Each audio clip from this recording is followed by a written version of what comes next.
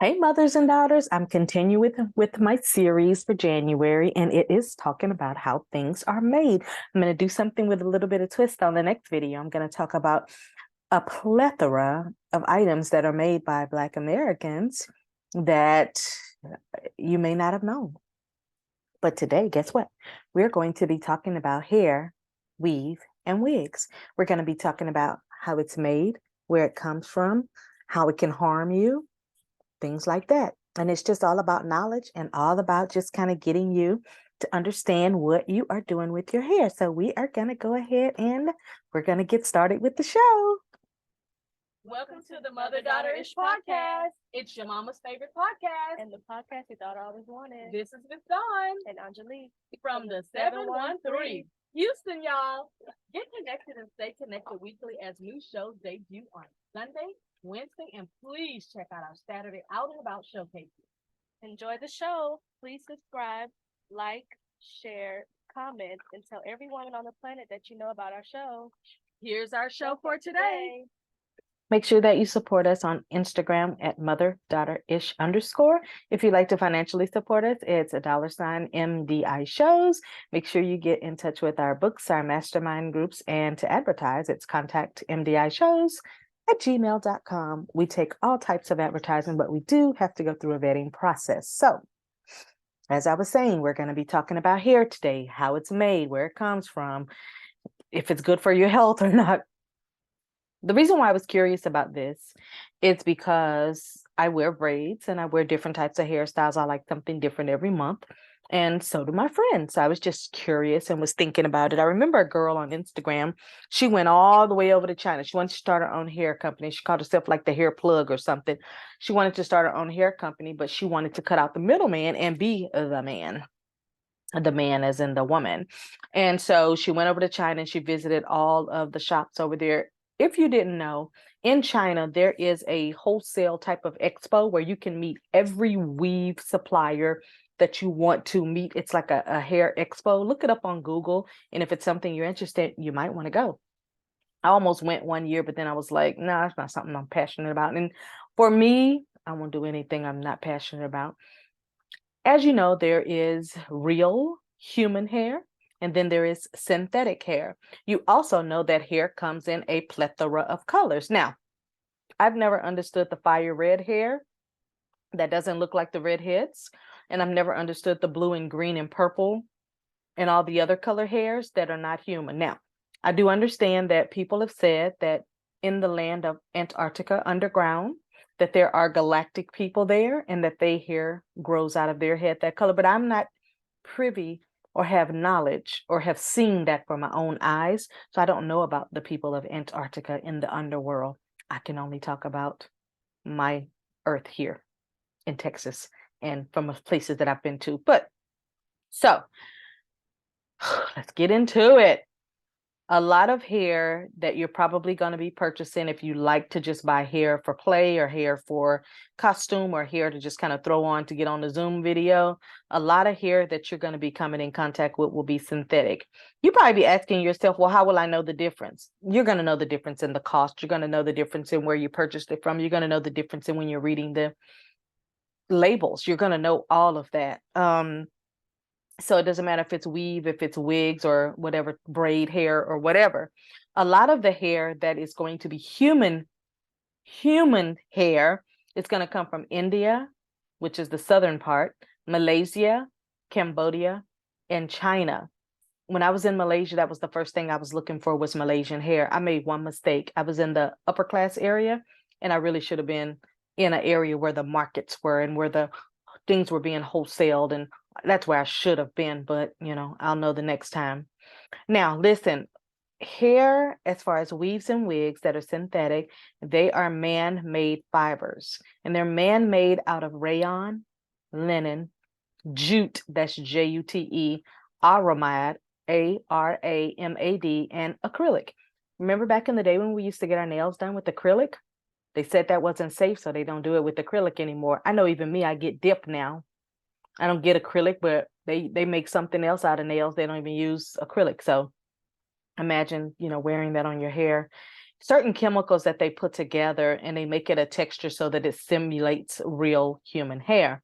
The type of fibers that are probably going to make certain kinds of kinky type of hair, they use something that they call like a weft pile, and they put it in there, put all the chemicals in it to make it look tough. They even use yarn, silk, and synthetic particles to make it look a certain kind of way. They do that with other hair other than African American hair, but that's just one of them that they use, and they call it a warp pile weave. Now, that right there was very, very, very interesting to me, because then it made me curious, and I was asking myself, which made me dig even deeper. So I said, well, what kind of chemicals? Like, how are they as harmful as I'm thinking? And it says that synthetic is made with plastics that simulate hair, predominantly acrylics, silicone, polyester, PVC. Y'all know that's what your pipes are made out of at your house, whether you have copper, PVC, some of us don't. Polyurethane, terephthylates, and polychlorotrites, a very long word, resulting in very bad issues with disposing it into the ground. So it also causes environmental issues. Well, we know right now it's doomed, because hair is everywhere, whether you need it or not. You want it, most people. I'm not going to say everybody, but a lot of people.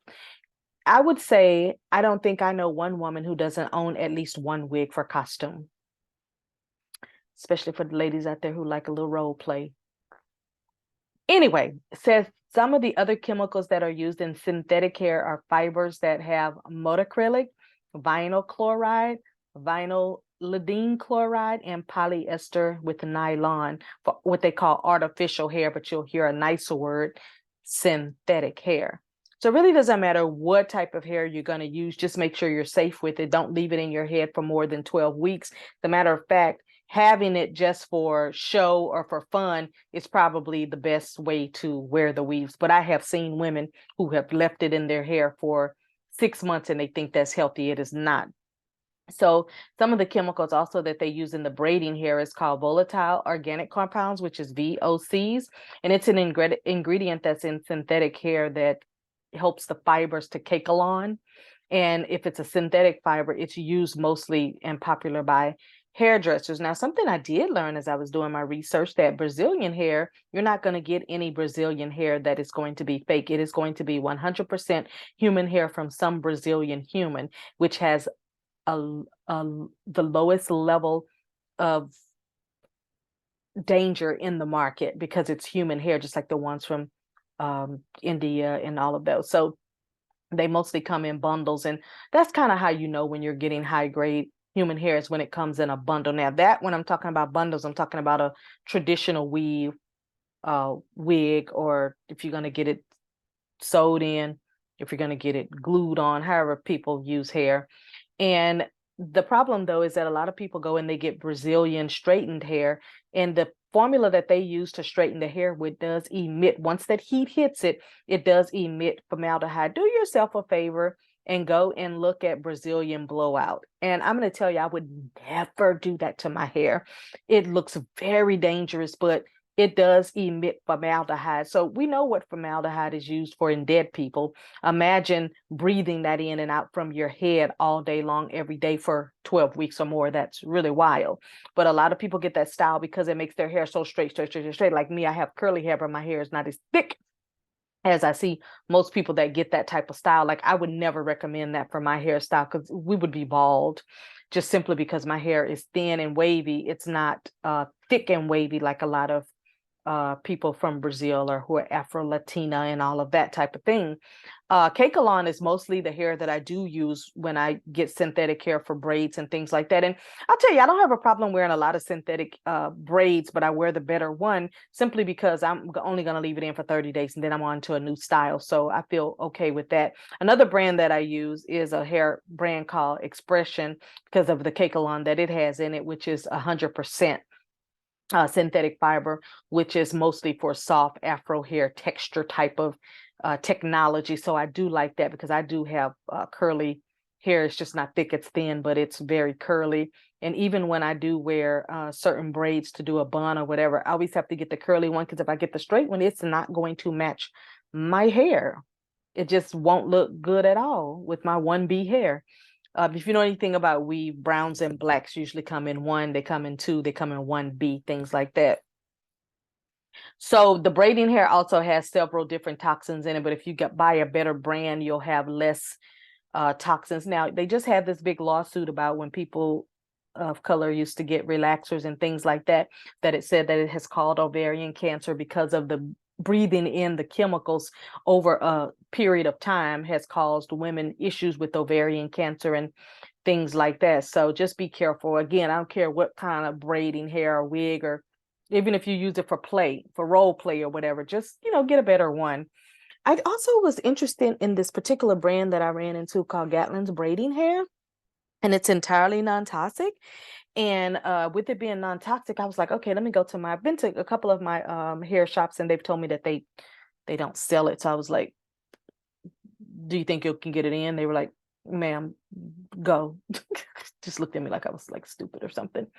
So again, like I said, don't leave your weave in, your wigs in for more than 12 weeks. Now, I know there's a myth that most people think that only certain races of people wear weaves, but that's absolutely entirely not true. All types of people wear weave. I will tell you right now, when I was probably in my 20s, the first person I ever saw pull a piece of weave out, and it was like what they call the tape in method, was Paris Hilton.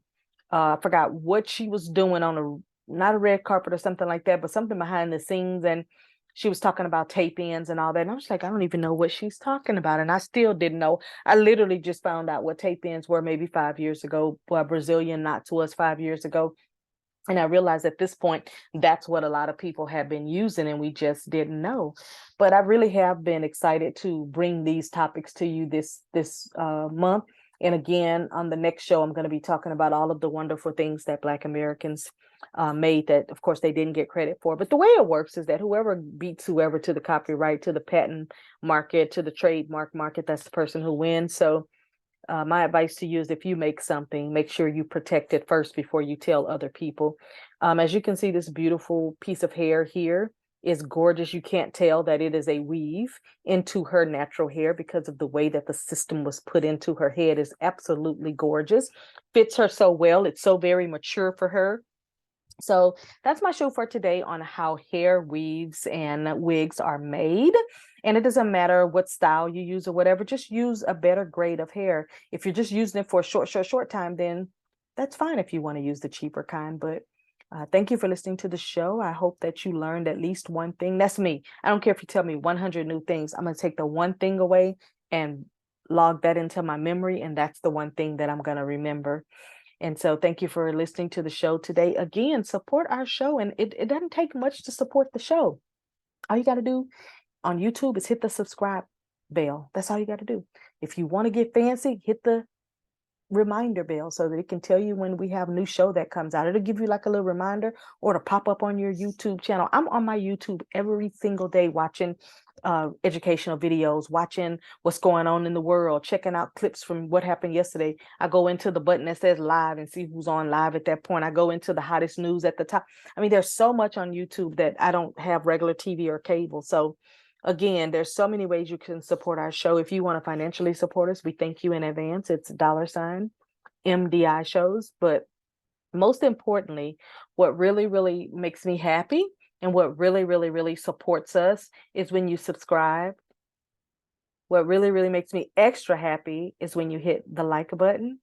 And what really, really, really makes me smile is when you comment, because some of the things that y'all comment is so absolutely funny to me that I laugh so hard. So again, thank you for supporting our show. And I will be back again, I'll just say tomorrow, with a new show. And it's going to be all about all the great things that Black Americans have made. And I'm doing this prior to the month of February. I wanted to do it now because it's worth knowing about every day of the year. There's quite a few people that have made some very, very awesome things in the world. And I have a list, and I'm excited to share it with you. Oh, if you really want to make me happy, share our show with every woman that you know. I know you know at least one or two women you could share the show with. Just hit that share link on YouTube and send it to them. Then they'll click on it. And guess what? We might just get a new viewer. But thank you, and thank you some more. We're in 2023 and we're looking at all of what we're going to do for beyond 2023.